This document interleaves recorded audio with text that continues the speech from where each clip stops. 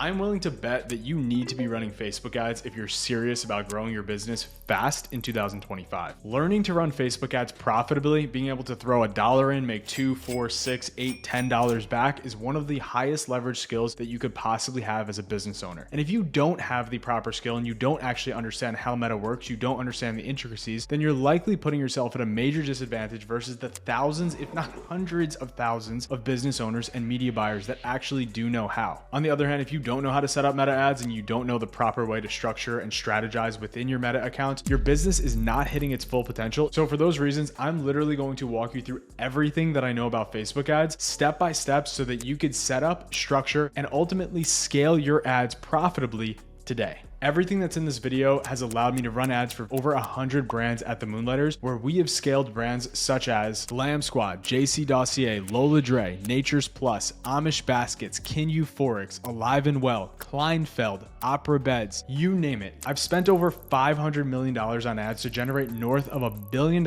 in revenue for businesses over the last 11 years in basically every single vertical across e-commerce. And today we're gonna go through literally everything. And I mean it. I created a list here of basically all the hot topics that I want to go through. We're going to start from the very beginning, the most important things that are setting up your foundation. And these are things that you need to still be checking if you're already spending $100,000 a month in your ads. It doesn't matter. These are also things that you need to nail perfectly if you're about to spend your first dollar. And before we even get started, if you can't pay attention right now, put your phone down and save this for later. This is one of those videos that you should be listening to intently. You should be walking through with me in real time so that you could actually take action to impact your business today. And before we get into my exact strategy, structure, everything that we're going to be walking through, I want to share a couple common mistakes that I see basically every single day for high level accounts. We're talking accounts that come to us spending over $100,000 a month that are still making these mistakes. Keep in mind, I'm going to go through these throughout the video, so just keep these in the back of your head as I talk through them. This is a very, very complex advanced video. All the topics I'm going to hit here are going to be the full speed version of the topic. So I want everyone to hop into their ad accounts right now. And the very first thing that we're going to be looking at is in our events manager. Now, I know you might say, whoa, I've set up my events manager. Everything's good. I promise. I checked it 2 months ago. It's all set. This is so commonly an issue. And I'm going to show you how to health check in like 30 seconds here. What we're going to be doing is going into our events manager, and inside the events manager, we're clicking data sources, and then we're going to click on our pixel. And then what I want everyone to do here is just scroll down to the purchase event. This is the most important event, and you can check all your events with the same process that I'm going to go through. It only takes about 20 seconds per event. Once we click the purchase event, we're going to look for two things. First, visual check. We're pulling back physically and we're looking for discrepancies between the blue line and the greenish line. You can see pretty much throughout the entire month, the blue and the green lines line up perfectly. There's this one spot here where the browser has 25 events and the server only has 8 events. But outside of that, these are generally really, really close. That's a good first pulse check. The next thing we're going to do is we're going to click view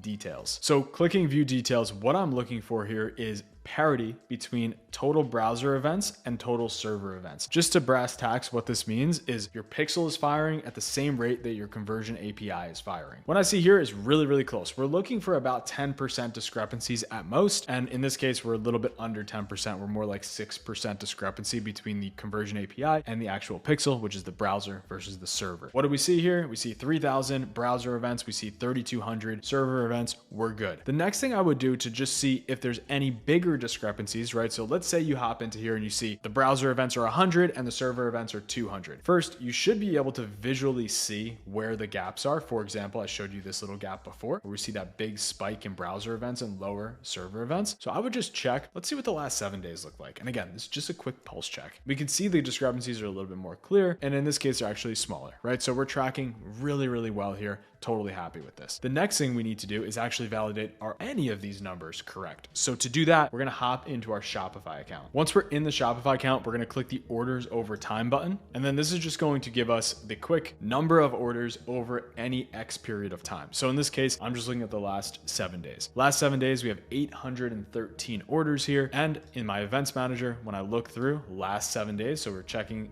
May 3rd to May 9th, we have 783 from the server, which is a little touch under the 813, but it's all within that 10% rule. I'm cool here. We're undercounting very, very slightly, which is completely okay. We just want to make sure we're not overcounting significantly or undercounting significantly. 5-10% are not going to make or break our ad accounts. Now, you probably recognize how we can do this exact same thing for every single report here. So I would start with the purchase event, then I'd go to the initiate checkout, then I'd go to add to cart, then I'd go to the view content and page view. Any data that you could possibly validate within the Facebook Ads Manager, you should. Generally speaking, we want these to be as accurate as possible, but just note the purchase is the most important one. The purchase is the one that we need to have within that 10%. Everything else could vary a little bit more because people have different ways of blocking and stopping different tracking. There's a whole lot out there that could stop that, but purchase should generally be that 10% rule. The next thing that we're going to do to set a foundation here, and again, this applies to brands who are spending hundreds of thousands of dollars, because I literally, and I'm going to show you guys this audit, I literally just audited a brand yesterday that had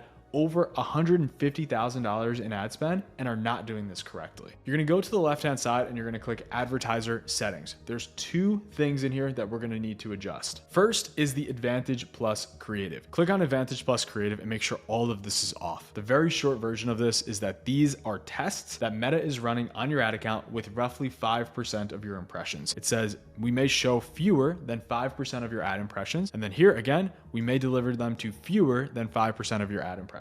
To me, why would I even let Meta have 2% of my ad impressions on tests that are not proven? 2, 3, 4, 5%. These are all important gains that we could be having in our ad account. Now, I'm going to take you guys on a journey, and this journey is going to be one of how do we spot issues in our ad account and how do we analyze what's actually wrong? Because I recognize that I can give you a setup, I can give you a structure, and you're going to get to that setup, you're going to get to that structure. But if you don't actually understand how to spot what's actually wrong within your ad account today, then you're never going to be able to iterate, learn, and actually build your ad account over time. You're always going to be stuck finding the new strategy, finding the new hack, finding the new structure, when in reality, what you should be doing is building on what you already established. So this is an ad account that I just audited yesterday. So I already have some notes built out, but it's pretty fresh to me, right? This is not something we're running. Things are a little weird. Things are a little broken. You'll notice here over the last 30 days on this ad account, they've spent nearly $150,000 in spend to drive over $300,000 in revenue. Sounds great, right? This is a big account, but there's still huge issues here. And just 3 to 5 to 10% changes are going to make thousands, if not hundreds of thousands of dollars in change over the course of the year for this business. The first thing I look at, I literally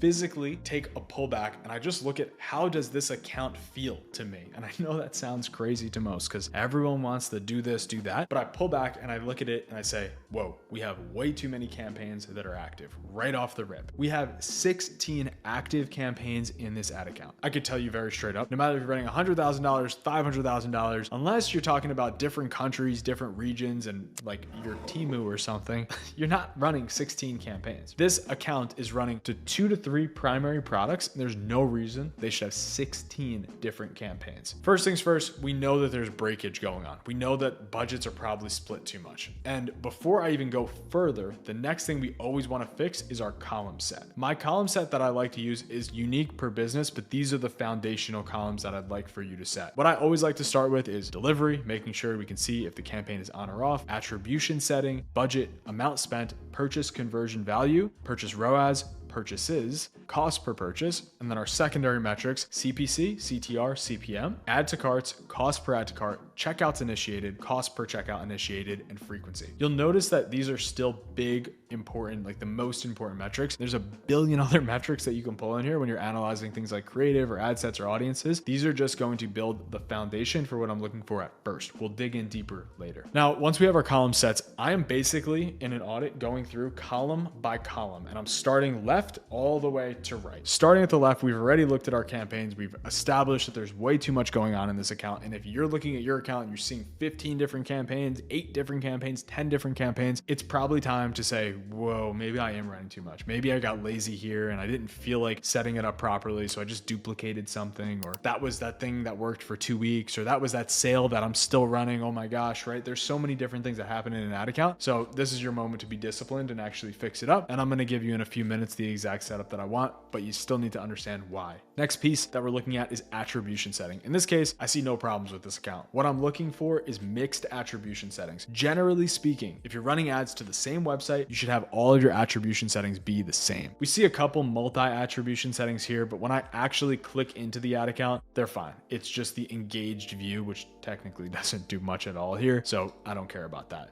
What I'm always looking for is accounts that have 1 day click and then another that's 7 day click and another that's 7 day click, 1 day view, and another that's incremental. That will break your ad account because it's very confusing where the conversion should actually go. And in 9 out of 10 cases, we want to have uniformity across our attribution settings. So this is good here. The next column though, complete opposite feedback. This is a huge red flag. Look at all of the using ad set budgets. If you don't know, campaign budget, which is formerly known as CBO, is the ability for Facebook to spend your budget based on where it thinks the best performance will come at the campaign level. You set the budget at the campaign level, and if you have 5 different ad sets, the budget is split up amongst those ad sets in a way that Facebook thinks it will drive the best performance. ABO, also known as ad set budget, means that you define your budget at the ad set level. And if you're running ABO right now in 2025, there's no other way for me to say it than you're behind. There's no reason to run ABO unless you have a single scaling campaign, which again, we're going to get to that exact strategy. If you have a business that's selling products for under $250, even under $500, do not run ABO.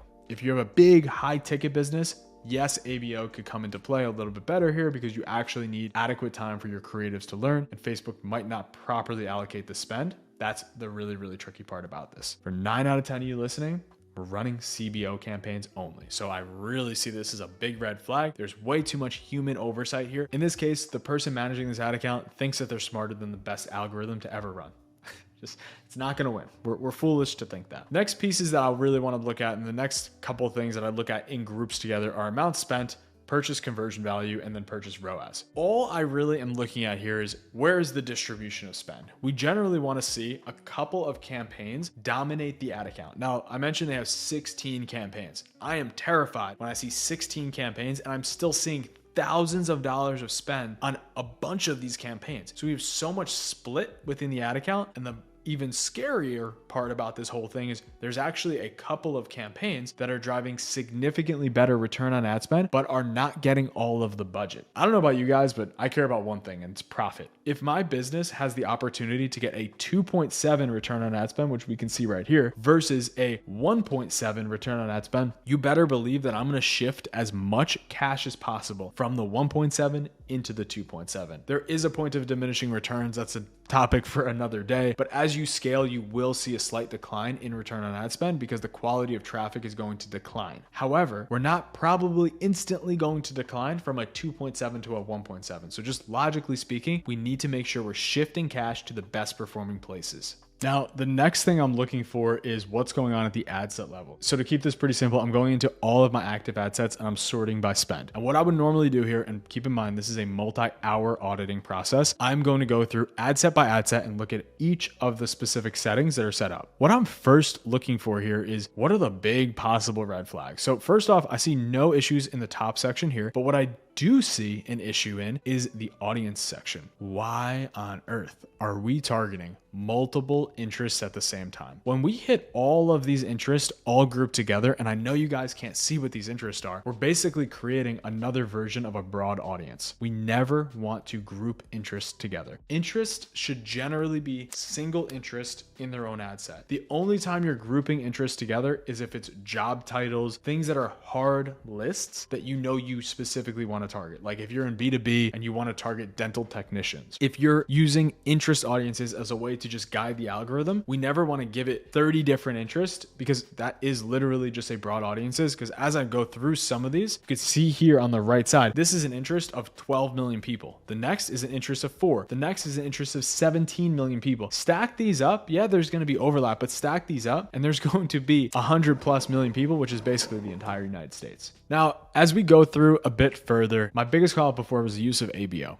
And this is a big problem. We have so many ad sets in here that are basically not getting the adequate spend that they should be getting, that Facebook would probably be giving them if they were in a CBO environment. I'm going to hop into that structure in a second. So after we look through all the ad sets, the next thing that I'm doing is I'm actually looking through all the ads. So I'm taking a look over the last 30 days. You could do 90 days, you could do 14 days, whatever is adequate to your business. It honestly doesn't matter too much. Just don't look at like yesterday. Look at a decent chunk of time. And when you're doing this, sort by spend. And what you want to look for are there creatives that are getting too much spend that truly don't deserve to be getting any spend at all. And right away, this is just a spot test right here. I could see 2 creatives, actually 3 creatives that should be getting way more spend. First off, at the top of the account, this one creative has 33% of the total ad spend in the account, and it has one of the highest return on ad spends. That means we should scale this and we should create iterations of it. I'm going to get into what that means soon too. The second piece of creative that stands out to me is this one. It has a 2.96 return on ad spend. It's only spent $4,600 or $4,500 in total ad spend, and it's only being given $200 a day. Why? Why aren't we spending more on this creative? It is the highest converting creative in the ad account. It is doing the best job out of anything else in the ad account. Give it more spend. But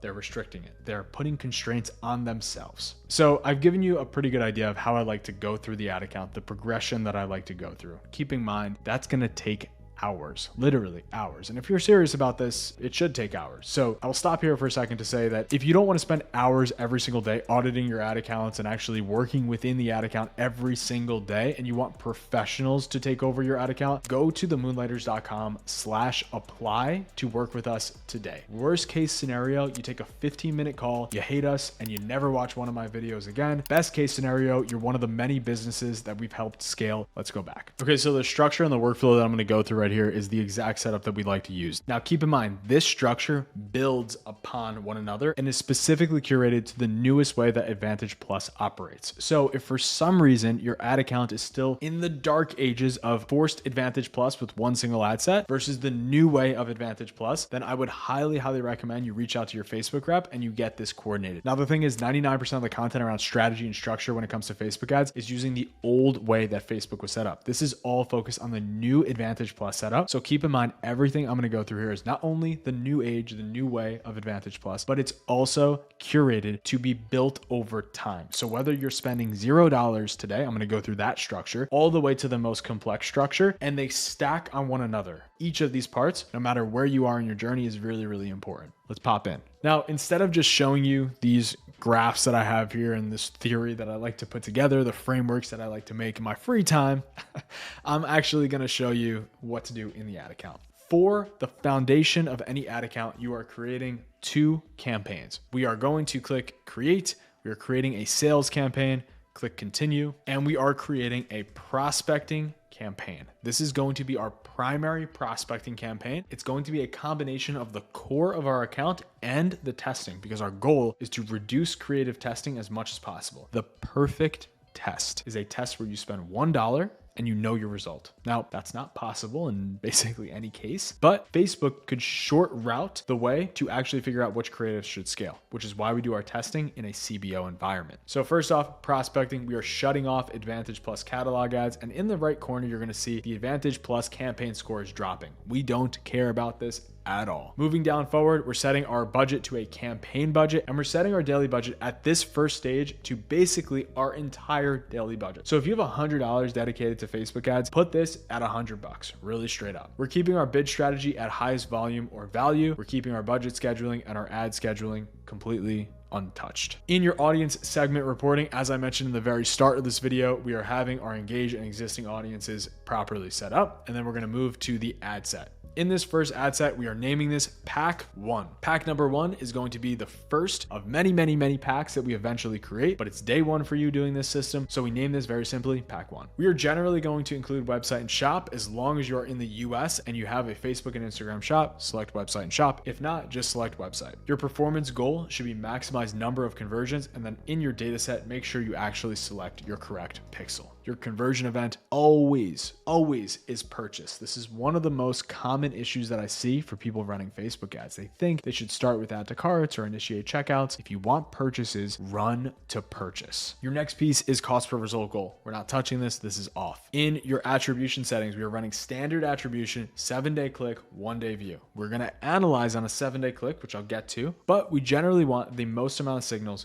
coming to the Facebook account. We are not touching anything in budget and schedule. We are not touching anything in audience. So you should see this Advantage Plus little green guy on here. That means that we are using the Advantage Plus signals. It's completely fine for right now. In our placements, we're leaving this on Advantage Plus as well. We're not manually selecting placements at all. And then when it comes to our ad, in this case, there's a little too many variables for me to determine exactly what you should set up as your ad. But just note, you want to have a mix of images and videos, and you want to have somewhere in the range of 4 to 8 creatives max. 4 to 8 creatives is a good sweet spot no matter the budget, because it's going to give Facebook enough signals and enough different creatives that it could navigate the budget based on what's performing the best. But it's also not going to put you in a scenario where there's 50 different creatives for it to go after and it can't actually figure it out because there's not enough impressions to go around. So if you're in this first range here where you're under $3,000 in ad spend, I don't want you to make multiple packs. That's something for the next stage. All you're going to do in this stage is literally put all your creatives into this one single ad set. The important part here is you need to create signal density within your ad account. Signal density is the very simple concept that the more signals Facebook has, the better it's going to perform to guide your creatives to the right people. We want to mash everything together in this really early stage. And I know that is contrary to everything else I'm about to talk about, and basically contrary to what everyone suggests. But in these early stages, under $3,000 ad spend, just smash it all together. The second thing that we need to set up is our existing customers campaign. What we're going to be doing for this is we're going to be creating a brand new campaign. It's going to be a sales campaign, and we're going to call this either existing, or I like to call it retention. That's just what I've always called it. We're going to shut off Advantage Plus catalog ads. We're going to, in our campaign budget, set our daily budget based on a frequency. You have to go off feel here right off the bat. So if you only have 50 purchases lifetime, you could literally set this to $5. Like, don't be afraid to set this really, really low. If on the flip side, you have a very large business, right? You're doing $50,000, $100,000 per month plus, spend what you think right off the bat you're actually going to be able to sustain. So if you know your customer list is large, go a little bit higher here. The way that we manage this campaign is different. The way that we manage this campaign is we go all the way to the right side. We're looking at frequency. So frequency is the amount of times your ad is shown to the same person on average. I love this metric for retention-based campaigns because it just tells us we don't want to overspend on our existing customers, right? We don't want to overspend on people who already have purchased our product before. I'm looking at this, and some good rules of thumb are we never want to show an ad more than 1 time per day to any person over any period of time. So over a 7-day period, you could show your ad 7 times max. I'd recommend half, 3.5 to 4. Over a 30-day period, 30 times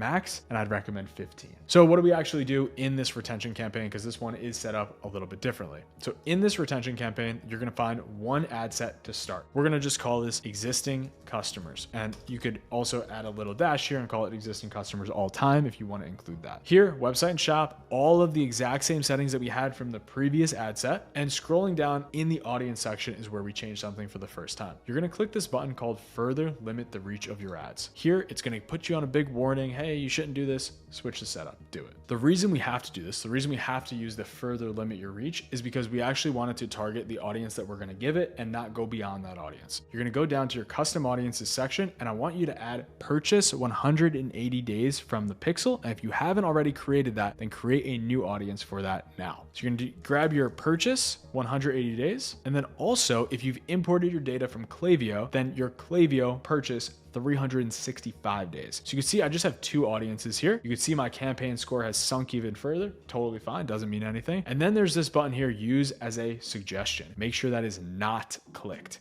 Again, our campaign score tanks. It's actually kind of like a good sign. If it's tanking here, it means we're getting very narrow. I guess like a good odd thing to think about here is if you're building this retention campaign and your campaign score is like 75, 80 or greater, that's a red flag. You're doing something wrong. You should go back to the beginning here and rewatch this because you're literally setting up something wrong. You want this to be very narrow. What is this actually doing? By us selecting our custom audience, by us not allowing it to use this as a suggestion, by us not using the recommended setup, this audience is actually targeting our purchasers over the last 180 days and our Klaviyo list of purchasers. This is really, really key because now we're legitimately knowing who we're targeting. Okay, so we've moved on from over $100 a day, right? You're getting to that next level. The next important campaign and structure that you need to add on to now is we're going to be expanding in our prospecting, and we're going to be adding the scaling mechanism for the very first time. So first things first, let's expand on our prospecting. The way that we expand on our prospecting is very simple. We're keeping the same prospecting campaign, and the way that this functions is every single time we have new creatives that we want to deploy in the ad account, whether they are iterations, new concepts, new videos, new images, it doesn't matter. Every single time, and I don't care if there's 2, I don't care if there's 12, we always create a new pack. And the way that we do this is really simple. We're literally just taking the existing pack, we're duplicating the existing pack into the existing campaign, like so. Now we can see we have the second pack, which will be called a copy, and we're just renaming it. If you want to remind yourself like dates of these packs, something that I like to do sometimes is say pack 2, and then I'll put like today's date. I'll put like 5/10/2025, just so we can actually see when we actually launch that pack for the first time. Within these packs, we're creating as many ads as we need. Again, in that 4 to 8 range is the sweet spot. But if you only have 2 or 3 ads, don't worry, put them in here, keep them separate. And then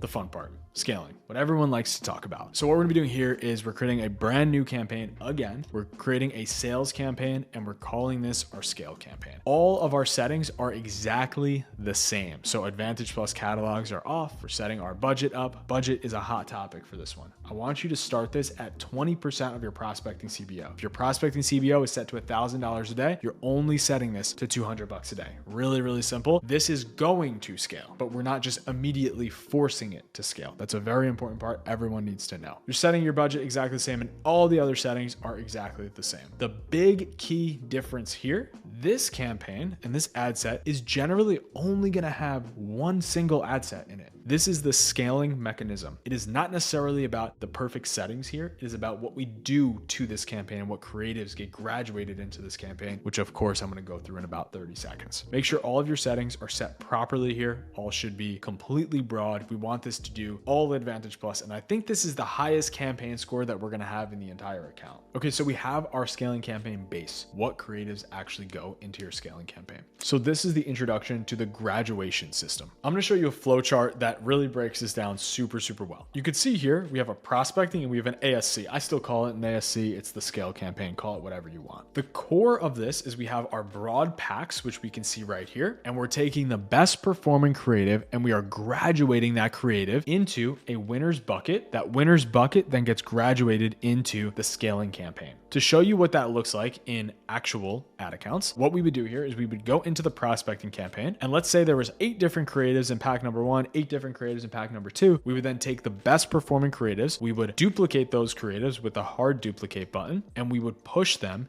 into the scaling campaign. Really straightforward. You might be saying, well, what do I decide to graduate? How do I know what's good? How do I know what to actually push into accounts? Let's go back to that ad account that we were auditing before, and I'm going to show you exactly what you should be scaling. So when we look inside this ad account right here, that again, this is an audited ad account. This is not an account we manage. I want to show you probably the most realistic example of what you could actually graduate in your own account. So once we're in this ad account, to actually decide what we're going to graduate, we're going to go to all ads. And I just have a filter in place for all campaigns that actually received an impression, just so we have a very clean look here. So we have 133 ads that ran over the last 30 days, spending $147,000. What I'm looking for are top performing ads by both spend, revenue, and return on ad spend. I'm not worried about ads that have $30 in spend and a 15 return on ad spend. I'm going to show you the example. This is my criteria for what to actually put into the scale campaign. The very simple way to think about the scale campaign is you are forcing spend on your best performing assets. When I look in here, first off, clear winner. The number 1 ad in the ad account, which is spending the most amount at the highest return on ad spend in the total account. We are absolutely putting this into the scale campaign. Moving down forward, just looking by return on ad spend here, there's really only 2 more ads that I would actually like to graduate into that scale campaign. Everything else has either lower than our KPI or is just not spending enough, right? Because we could see these 3 ads are clearly dominant, 2.7, 2.96, 2.4, and they all have $4,000, $4,000, $45,000 in ad spend. And as we scroll down a little bit more, you're going to start to see some flyers here, right? So we have like this ad that spent $47 at a 7, this ad that spent $57 at a 5.4. They have not acquired enough volume. So we ignore these. All we care about is top spenders and top purchasers. We're going to grab these 3 creatives. And what I would do from here is I would copy using the hard duplicate button. We are not clicking copy and paste. We are duplicating these hard, and then we are pushing them into the scale campaign. Just to show what that looks like, it's right here again. We're taking taking the best performing creatives, we are pushing them into the scale campaign. Okay, so you're past 3K, you're past 3 to 10K, you're now upwards of $10,000. And there's really only one thing different here. $10,000 plus, you're gonna start to introduce interest groups into your prospecting CBO. This is a key difference maker for your ad account because it's actually going to guide your ad account to find bigger pockets and bigger opportunities. And if you don't do this, your broad audience is actually going to narrow down. It sounds really bizarre, but basically what happens is Facebook figures out for you what your best audience is. And then even though it's broad, it tries to stay within that range, right? It tries to stay within that audience that's similar because they're not going to show if you're a beauty product, your product to men over 40 who don't use beauty products. Instead, they're going to keep you pretty tight on a specific cohort of the addressable audience. Now, what interests do is it allows your pixel and forces your pixel to actually spend on people who may have not been in your original broad audience. What we like to do instead here is we take our prospecting campaign, and within this campaign, we're going to create a brand new pack. So this pack, instead of being called pack 1, pack 2, pack 3, what we're going to be doing here is very different. In this pack, we're going to call it interest 1, and we're going to put an underscore and we're going to call it whatever interest we're targeting. So let's say this is a beauty brand. I want to target something different.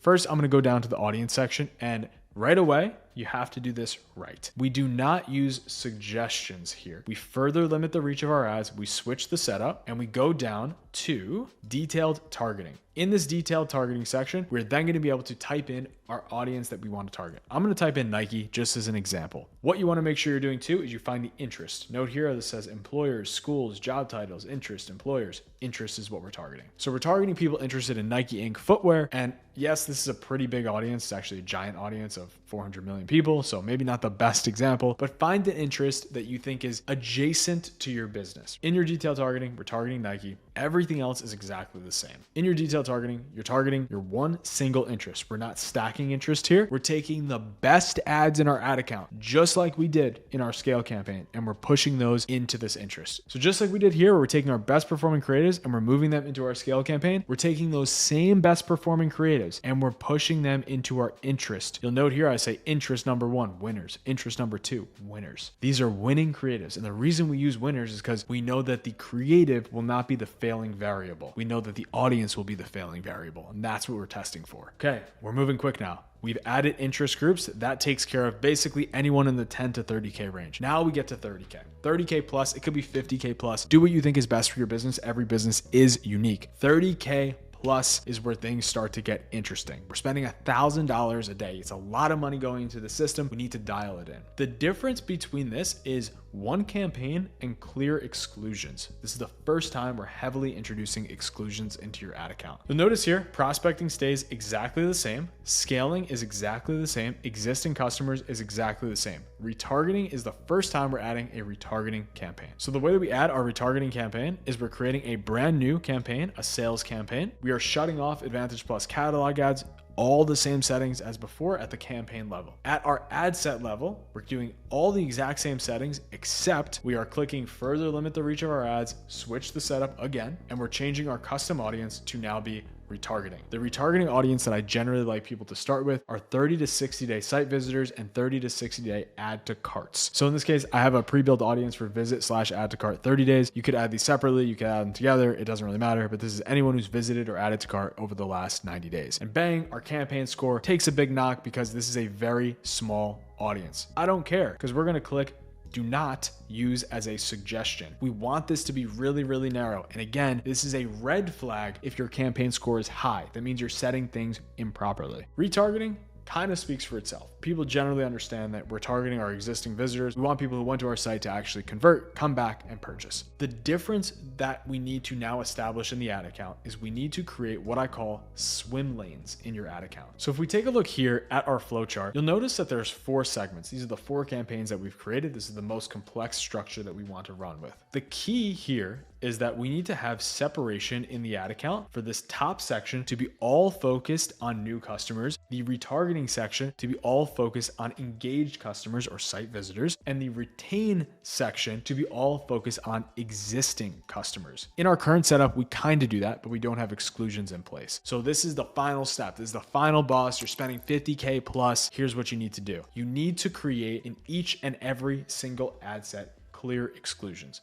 The The way that we do this is really simple. Campaign by campaign, I'll show you how to do this once, and then you could logically, you're a smart person probably, if you're listening to this, you can figure it out from there. The scale campaign, what you want to do here, you want to go down to your audience, click show more controls, click custom audience exclusion, and then put in place all your site visitors that you're targeting in your retargeting campaign, which in this case is 30 days. So we're going to add our same audiences that we're already hitting. So that's our 30-day add to cart and visit. We're also going to exclude all of our purchasers that we're also targeting in our retention campaign. So now we have purchasers 180, the Klaviyo 365. So this audience can hit everyone except purchasers 180, visitors 30, add to cart 30, and our Klaviyo all-time list. This puts us in a scenario where we know for sure that this ad absolutely hits new audiences. So when we scale this exact ad set and this exact campaign, we know it's driving net new business, and that's ultimately how you grow a business. Not with hitting your existing customers 40 times over. You grow a business by scaling into new audiences, new customers, acquiring new customers, and then doing a good job by delivering a quality product so that they keep coming back. Okay.